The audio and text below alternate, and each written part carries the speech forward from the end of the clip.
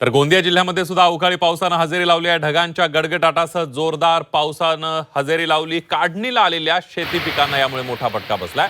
अवकाळी पावसामुळे शेतकरी चिंतेत सापडलेला आहे। गोंदिया जिल्ह्यात अवकाळी पावसाला सुरुवात झाली आहे। ढगांच्या गडगडाटासह जोरदार पावसाच्या सरी कोसळल्यानं वातावरणामध्ये बदल जाणवलाय।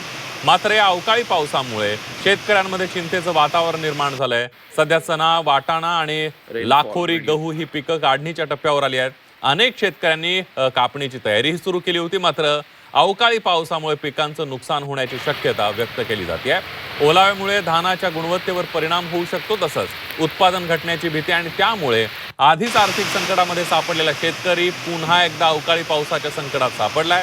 त्यामुळे वेळीच प्रशासनाने पंचनामे करून शेतकऱ्यांना योग्य ती मदत करावी अशी मागणी आता शेतकरी करतायत। Rainfall video